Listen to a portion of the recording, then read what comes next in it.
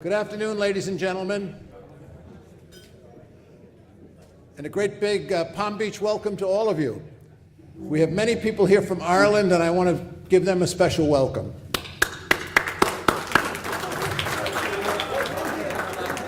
And all the people from the Northeast without their snow shovels, welcome to you.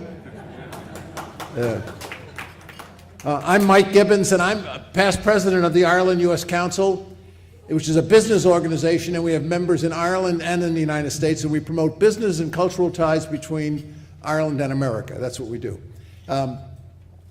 We've been having this winter meeting here in Palm Beach for 23 years. Cynthia and I have been involved from the beginning. But it's been great the last 7 years because our friend Bill Finneran has joined us in promoting this winter meeting, and his energy, his graciousness, and his charity to us has been phenomenal. So I want to give Bill a big hand.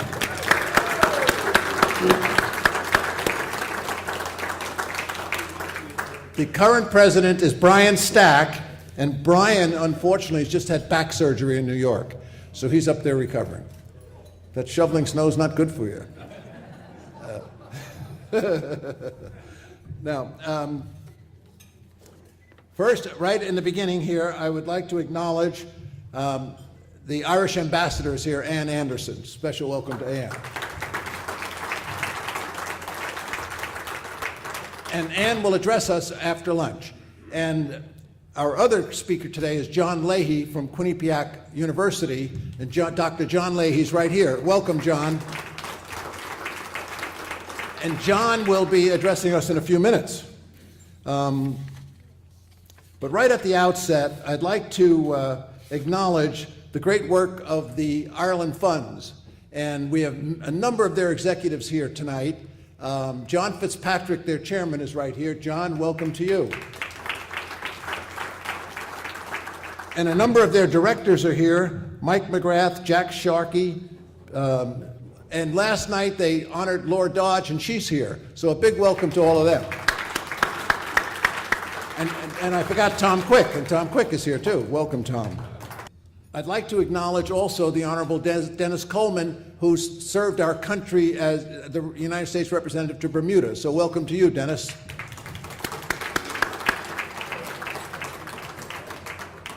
And from the theater world, we have Betsy and George White, the founders of the Eugene O'Neill Theater Center in Waterford, Connecticut. Welcome, George and Betsy.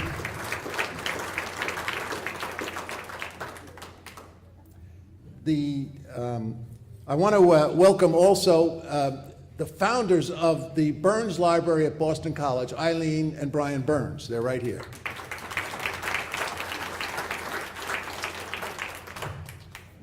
And I think we can introduce the other half of the room a little later.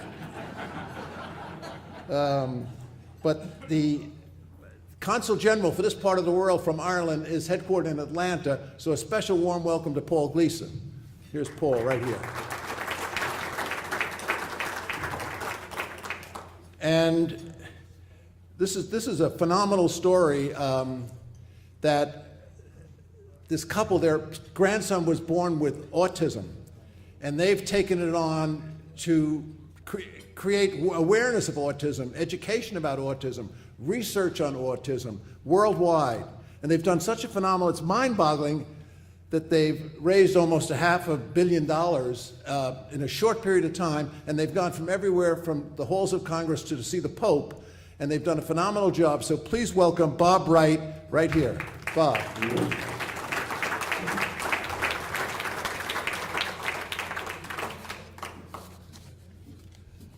Okay, now, to start things off, it's a pleasure to introduce Dr. John Leahy, the president of Quinnipiac University in Hamden, Connecticut. And under Dr. Leahy's sure-handed tenure, it's become a distinguished center of academic excellence, and a good hockey team too. Any of you Yale people remember? And he has a high growing profile in American life along with his university.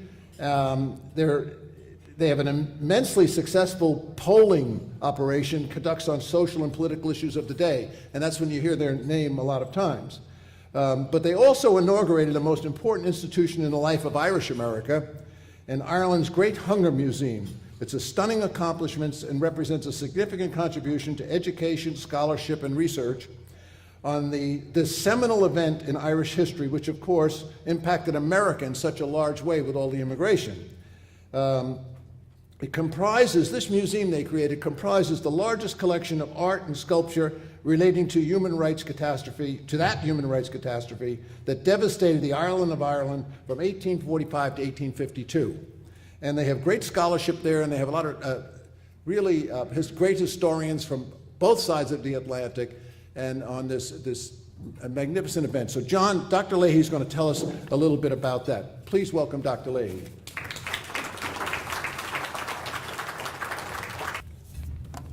Thank you, Mike, and it's a pleasure to be here, and I'm delighted to be able to say a few words about our Museum on Gortamore, Ireland's Great Hunger Museum at Quinnipiac University. We dedicated it a little over 2 years ago, and to date we've had over 20,000 visitors to the museum, so it's been a great success already. As Mike said, it's the largest collection of Irish art and educational materials and artifacts related to Ireland's Great Hunger.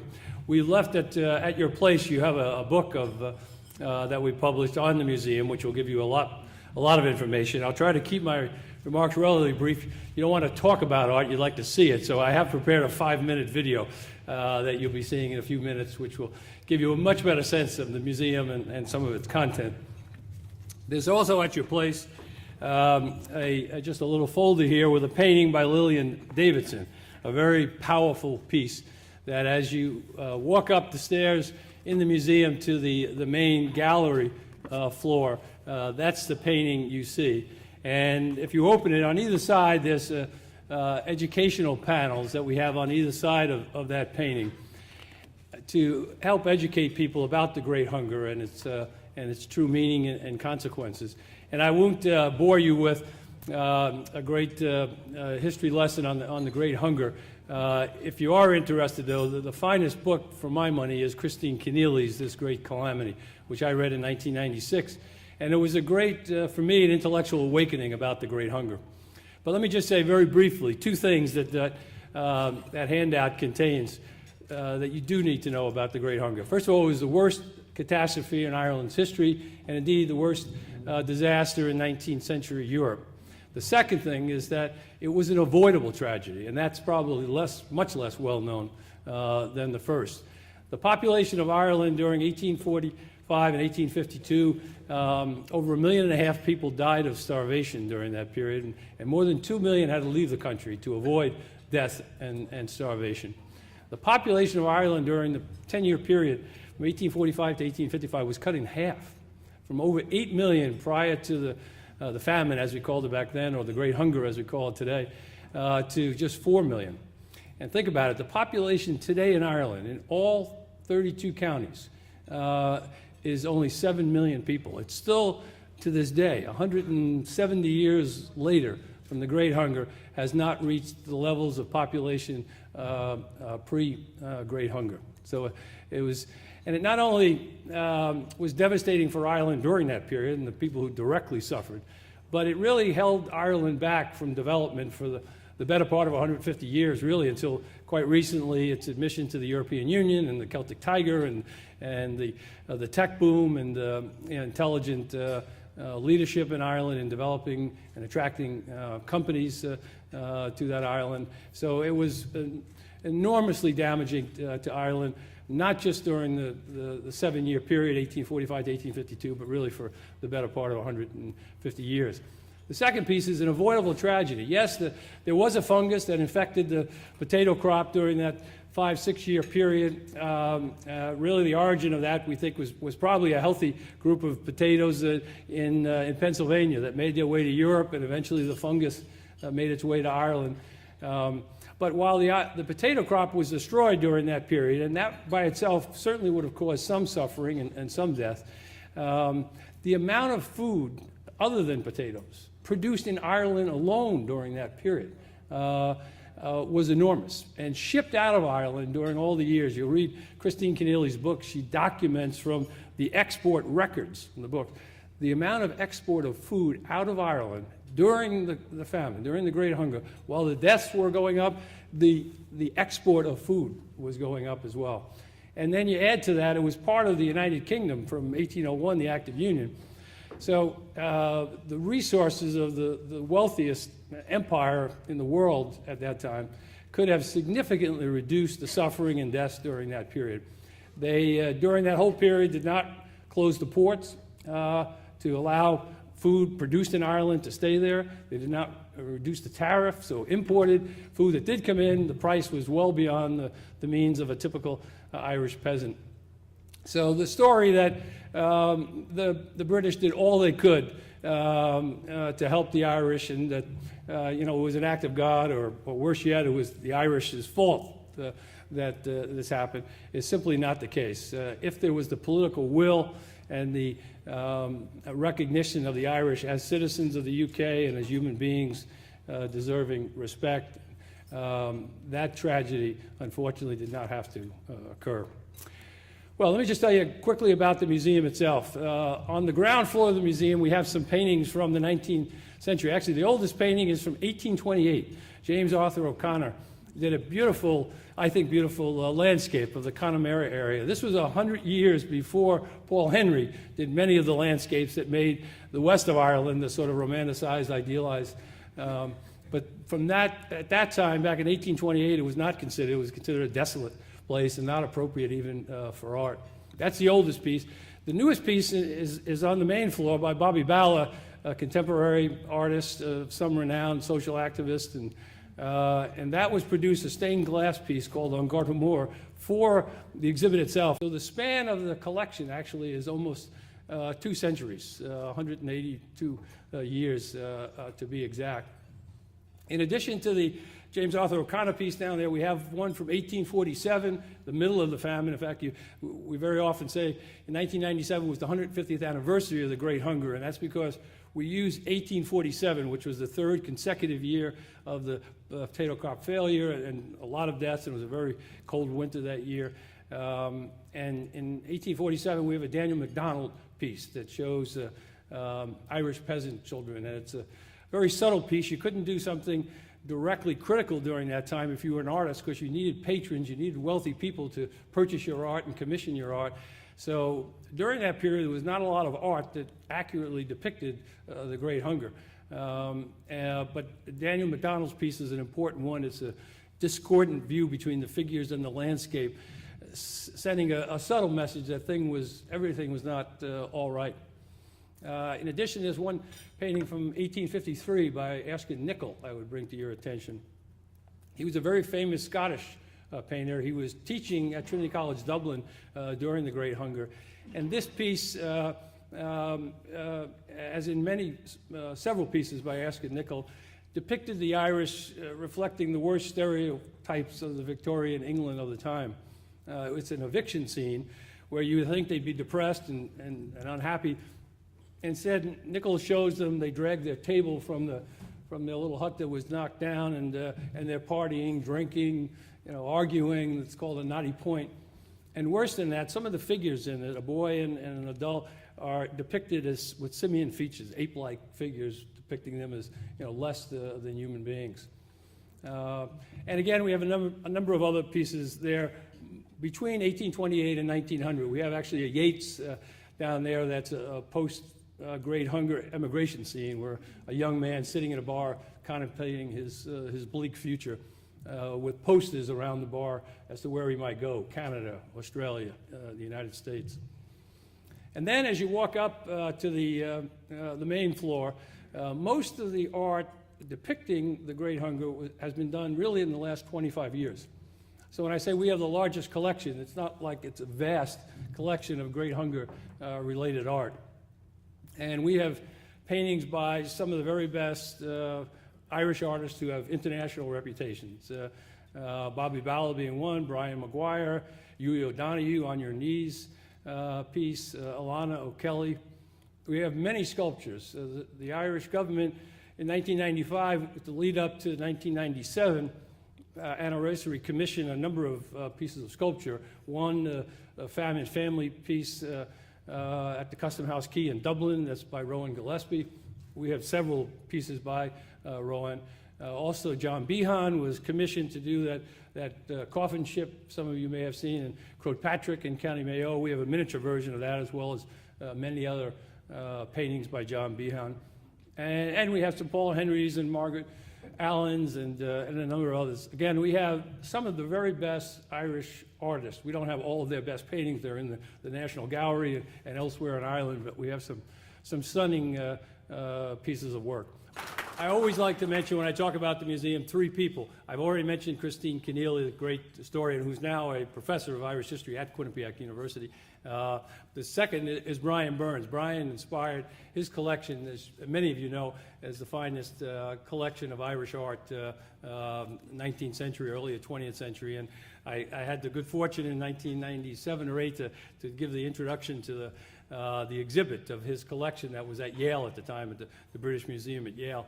And as a result of that, I knew a little bit about the famine, the Great Hunger. I didn't know a whole lot of Irish art, but having studied Brian's work and his life in collecting Irish art and promoting it, I don't quite share his total passion, but I'm on a journey to get there. So please recognize Brian Burns for his wonderful contribution. And not only the bust of Yeats, there's another painting that he also donated to the collection. And then finally, Irish and Irish Americans have all contributed to this museum on Gardermoor, but I always like to mention, if it were not for the son of Jewish immigrants from Poland, Murray Lender, who was on our Board of Trustees, a Quinnipiac graduate, he heard about the Great Hunger in 1997 and just felt the compelling nature of the story, both perhaps in conjunction with the Holocaust and also the immigrant experience. And he paid for most of the art that we collected and most of the cost of building this museum. So again, my thanks to all of you, from the Great Hunger to, I'm sure, a sumptuous meal here at the Beach Club. We've come a long way. All right. I want to, another distinguished gentleman has joined us. He gave a great boost to the confidence of the Irish during the recent slump, because he saw great opportunities in Ireland. And I remember being in Ireland and reading the papers, and they said, boy, if Wilbur Ross, is going to make a major investment here acquiring the Bank of Ireland, that shows that the Americans really have confidence in us pulling ourselves out of this slump. So he's been honored by the Irish government, and he's recently been honored by the Japanese government. So please welcome Wilbur Ross. Thank Mike Gibbons for those kind comments you made about me. All right, he knows he just has to say a few kind words for me to throw a party next year. All right. I'm easily bribed. It's very easy. So it's a distinct pleasure to introduce, obviously, the most beautiful ambassador the United States has ever had, especially from Ireland. And fortunately, she made it through hunger and made it to the United States. But AA for a diplomat always was a problem in the United States. And then we got Ann Anderson, who came from, been an ambassador or in the service since 1972. You wouldn't know that looking at her. Ambassador to France, 2005 to 2009, to the United Nations from Ireland, and the first female ambassador from Ireland to the United States. And it's a distinct, great pleasure to introduce Anne, who's been my dinner partner, excuse me, Frank, lunch partner, several times, and God bless. Well, thank you very much, Bill, for that introduction. And we've had some great discussions when we've been dinner partners a few times over the past year. It's terrific to be here. I'm genuinely delighted, and my warm thanks to the Council for inviting me. I gather this lunch has become a kind of rite of passage for the Valentine's Day weekend. Where better to spend it than in this gorgeous part of Florida. And I want to say that I'm so happy that I'm sharing the speaking slots at the lunch today with John Leahy. I'm one of the 20,000 who has made it through the doors of the Great Hunger Museum. and I certainly recommend it to all of you here.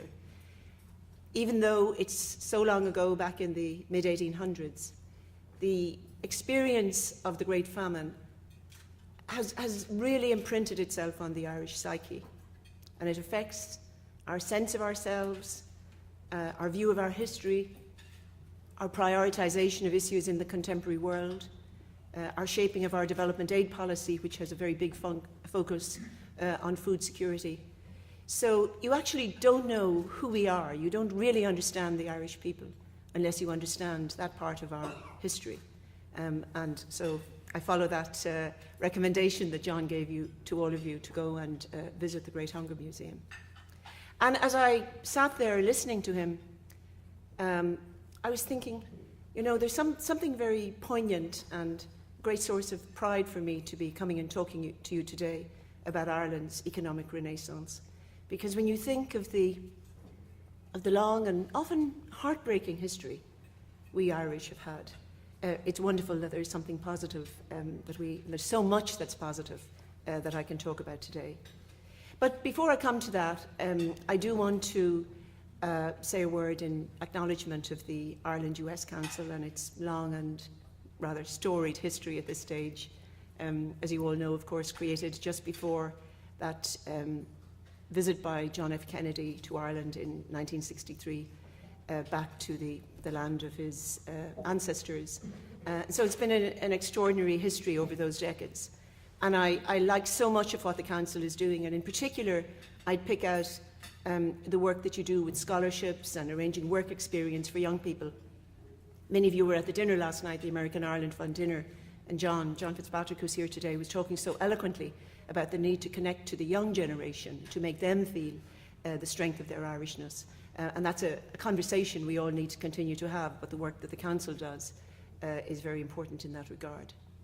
I want to say as well that I really do like that title that it was the Council chose, the title of my address, Ireland's Economic Renaissance.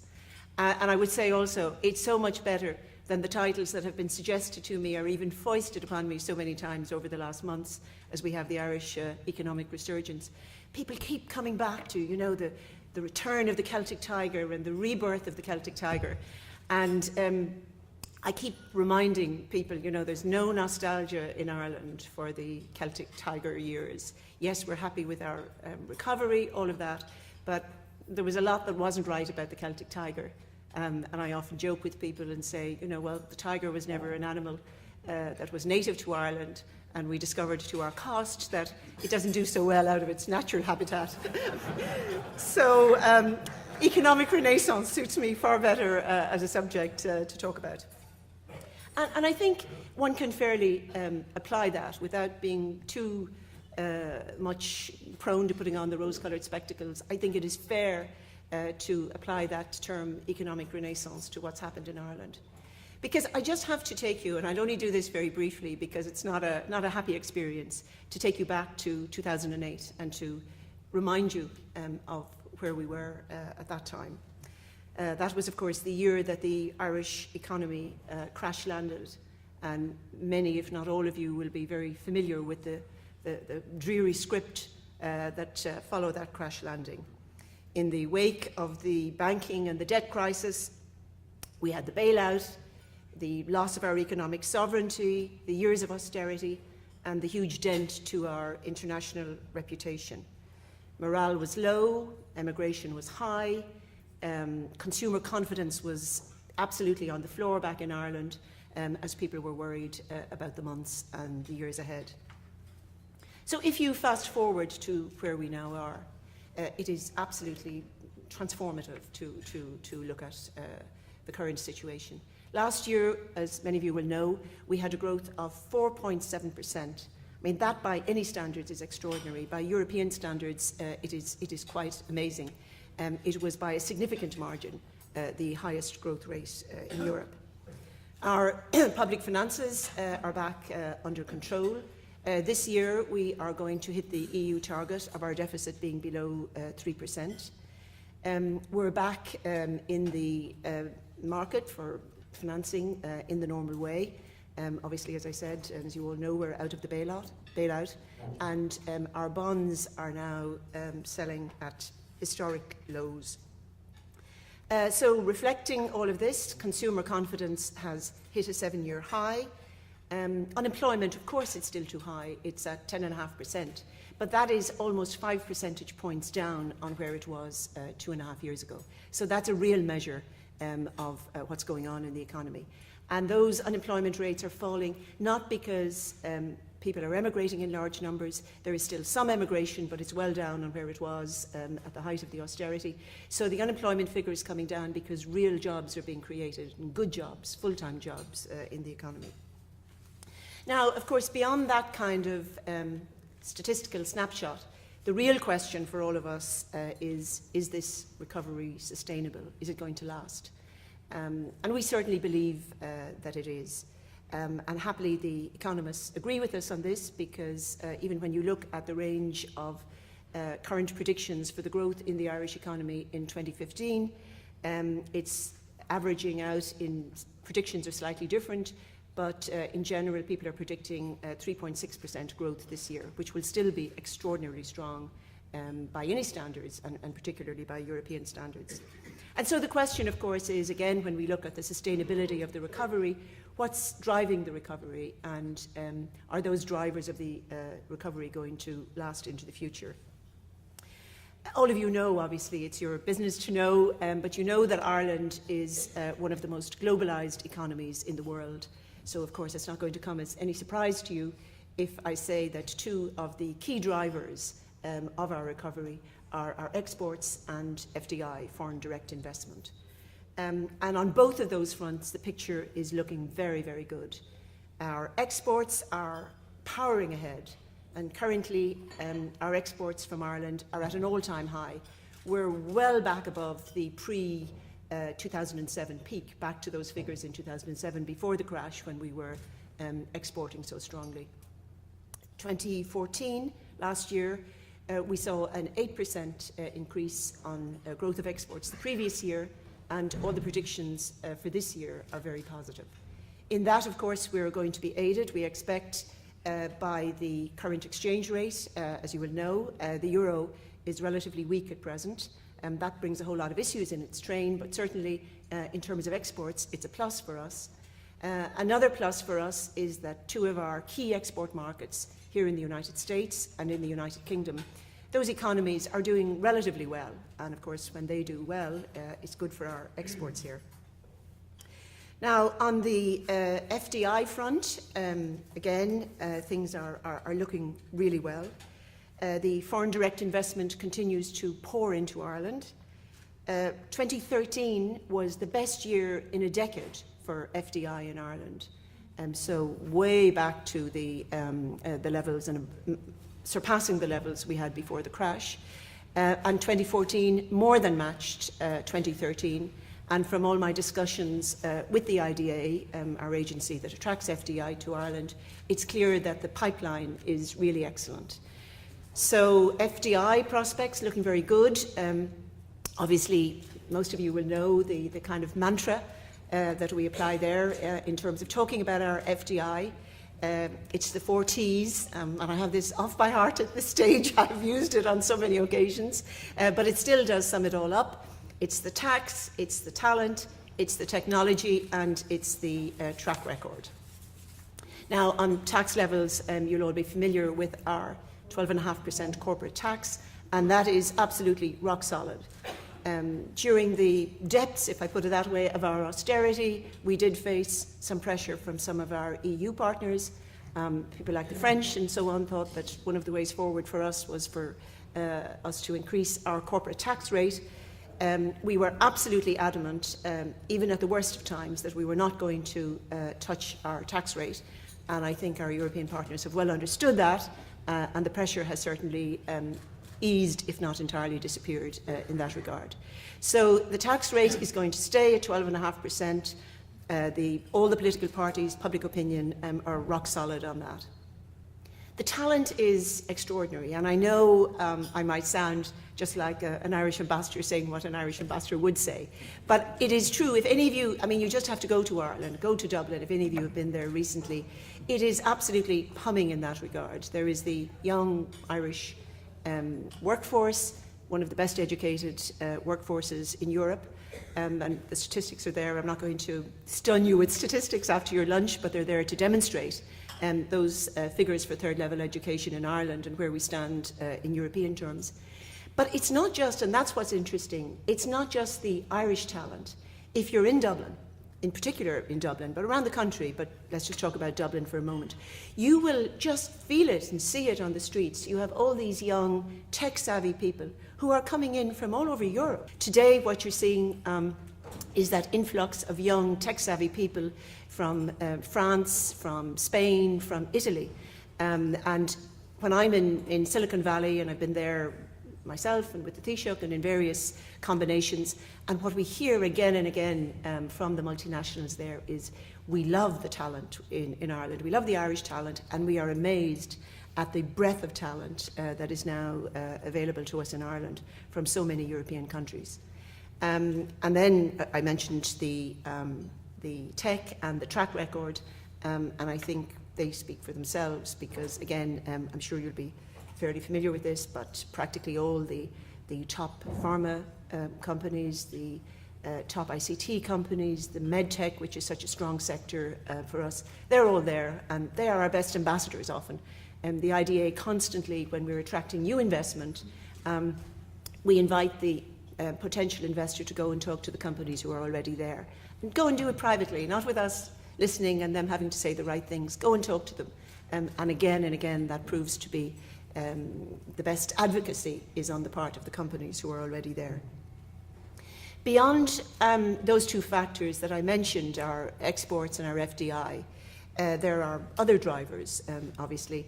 As I said, domestic demand is definitely improving, consumer confidence is back, and there are also, I hate to talk about any kind of silver lining to an experience that was as tough as the austerity, but if you can talk about silver lining, what it has proved to be is that fact that our competitiveness has so much improved over the last few years.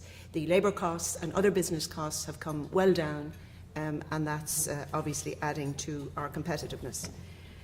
So I do think it's fair to say that this isn't just a kind of Pollyanna-ish optimism about the future. It's a well-based confidence in where we're going. But obviously, having said that, it's not my business, and I wouldn't try to do it. I wouldn't try to airbrush any of the risks and the challenges that are still undoubtedly out there for us as we move forward. And maybe the first of those that I would identify is what you might call the political or psychological challenges for the government. Because there's no doubt that austerity fatigue has set in Ireland. People feel they've had enough. They have had to make so many sacrifices. There's been so much additional taxation. There has been cutbacks in public expenditure. It has been very painful for people to go through the austerity of the last few years. And there is absolutely no point in disguising that. People, like I said, are at a point where they feel that their forbearance is exhausted in this regard. And that, of course, creates a very serious dilemma for the government because, yes, we are recovering. We're well on the way to a strong recovery. And, of course, people, when they hear that, they think, well, we want to share in the fruits of this recovery. But even if our finances are under control and the deficit is way down, as I mentioned a few minutes ago, there is no question we still have a high level of debt, the underlying debt in Ireland, dating from the bailout and the banks and so on. That is very high. And so we have to, obviously, be responsible, and the government has to continue to craft policies that will meet that debt overhang. So trying to adjudicate between the demands of people to see the fruits of the recovery and to continue to act responsibly to deal with our underlying debt, it's quite a difficult dilemma that the government is going to have to handle very carefully over the period ahead. The second thing that I would point to in terms of risks and so on is the uncertainty surrounding developments in the Eurozone and in Europe more generally. Now, as I said a minute ago, the Irish economy is to a degree protected because so much of our economic connection is to the US and the United Kingdom, and those are markets that are doing relatively well, and of course the UK is outside the Eurozone. But that's not to say that we are in any way inured from the difficulties and the risks of what's happening on the European scene. We're of course a very loyal and a very committed member of the European Union. We are part of the common currency, and we still have significant export markets in mainland Europe. And Europe simply has to get growing again. I mean, that is fundamentally important. And we are very much involved in that conversation, and there's a lot of hope reposed in the new EU Commission. All eyes obviously are currently on Greece, and we're waiting to see how this particular Greek drama is going to play out. I have to say that one of the most positive things for Ireland is that it has become almost redundant in this crisis for us to have to keep pointing out we are not Greece, because that is so self-evident. Everybody completely understands that. And, you know, that's certainly a happier situation to be in than if we were having to explain in detail to people how our circumstances are different from Greece. But of course, we're a very concerned European partner. We're there at the table for all these discussions within the Eurozone and the discussions within the European Council. We're a very active participant in those discussions, and the European Council, as some of you may have seen in today's news, the discussions yesterday seem to have gone pretty well. And I was just discussing this with Wilbur Ross here, who would have a very keen eye on what's happening there and a very practiced eye, and we were both agreeing that the risk of the worst happening has probably been averted, and hopefully the path is now set for some kind of accommodation.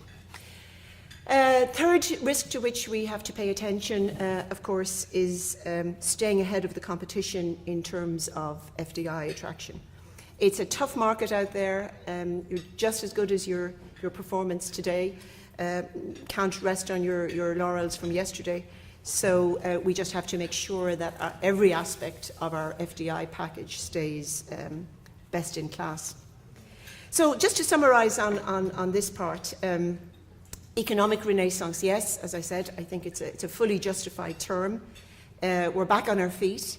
We're facing the future with confidence. And I think we can take a degree of legitimate pride in the fact that we have prevailed, we've come through, and we have shown our underlying strengths. But there is not absolutely the slightest basis for any complacency on our part. We need to be focused and purposeful, and indeed tempered by the experience of the past few years, because it would be absolutely, not just would it be heartbreaking, but it would be unforgivable if we were to repeat the mistakes that led us to the circumstances of 2008. Now, just before I finish, I just want to say maybe a quick word about the Irish-US relationship in all of this. And I think it's true to say that, and it has happened so often in our history, but again, during the last years, it's important to say that the economic relationship with the US has really been one of the drivers of our recovery. And again, this isn't an audience where I need to spell it out in any detail, because this audience is certainly, Irish-US Council is very informed and literate about the Irish-US economic relationship. That's your business. But again, it's important, I think, to remind ourselves that, you know, the United States, it's our most important market for export of goods. It's our biggest partner in the export and import of services. We're a big taker of services from the United States. But the trading relationship with the United States is extraordinarily important. And it is probably only outmatched by the FDI importance of the United States. Over 70% of our FDI comes from the United States. And that's an extraordinary figure when you think about it. And it is some of the highest quality FDI that comes into Ireland is from the United States, creating the most jobs and the best jobs. And in so many other ways as well. I was talking to a tour operator here before lunch and we were talking about the strength of the tourism market in the United States. It is the fastest growing market for tourism. Many of you, I'm sure, are contributing to all of that. Tourism, high-end tourism, medium band tourism, it's all doing so well. And again, of course, the weak euro is going to help that. So all of this good news on the economic front with the United States, of course, nobody is attributing that for a second to sentiment or to anything like that. Exports are happening, the trade is happening because we have the right companies and the right entrepreneurs. FDI is coming because we offer the right package. So all of these decisions are based on, hard market realities. It's not because the colour of our hair, or the colour of our eyes, or anything like that, that people are going to cut us any slack on the economic front. But having said that, I know from my experience as ambassador, that economic opportunities happen through connection, facilitation, people like yourselves who know others. Again, Wilbur, the fact that you came in and you were ready to be there as a kind of an advocate and an ambassador for Ireland, when that comes from people like Wilbur, like many of you in the room, people who make tough business decisions and are, you're combining a certain rapport and sense of connection with Ireland, but most of all, you're combining that with a credibility and reputation, business reputation. It is very, very powerful. So I do want to take the time to say thanks for people who have helped to make those connections in so many different ways, and to tell you that it mattered, particularly through the toughest of years that we've been through, that the US and the Irish business community in the United States and Irish American business was there to act as a kind of people who gave testimonials to Ireland and who were looking out for us and having our back in many ways. So I think I should finish up, perhaps just say again, the diaspora, it's our greatest strength. It's an extraordinary reservoir of passion and connection. The diaspora we have, it's the envy of so many other countries. I meet so many of my fellow ambassadors and they envy me.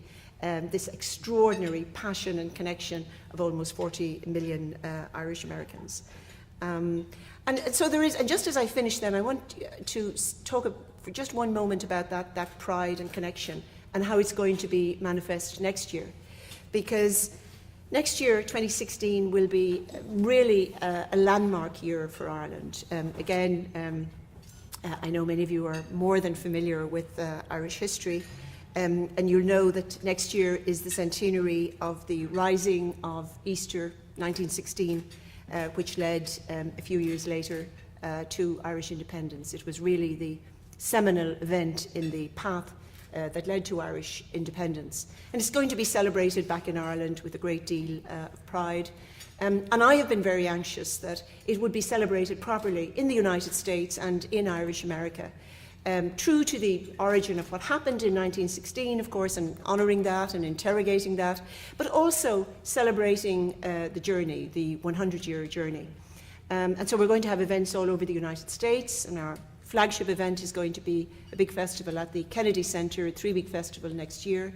And the Kennedy Centre, I think, has supplied some material about that that's available to all of you today. So I hope people will come in behind this and that I will be able to see both at the festival in the Kennedy Centre, but also at many other events that we're going to organise around the United States. Because we wanted, the government wants it, and Irish America wants it to be, as I say, that moment of pride and celebration, not complacency, not false pride, but just being ready to proclaim to the world who we are as a people.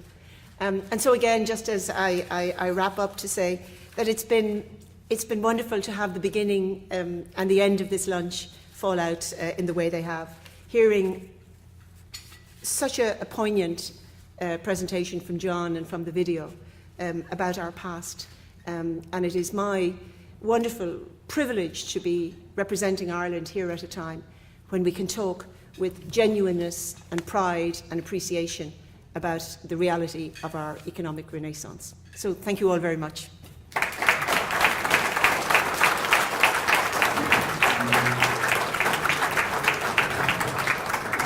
Thank you very much, Ambassador. That was wonderful.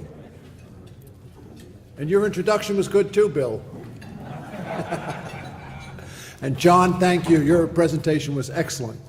Now, the council has members, as we say in the United States and in Ireland, and we always welcome members. And our next big event, just some business here, March 16th in New York, we'll honor the Cardinal Timothy Dolan, the Grand Marshal of the St. Patrick's Day Parade, at a big luncheon at the Metropolitan Club. You're all invited.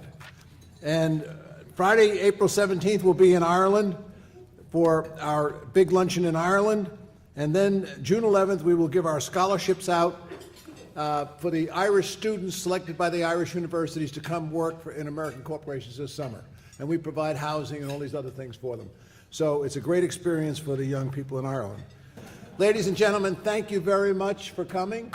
That's the end of the luncheon.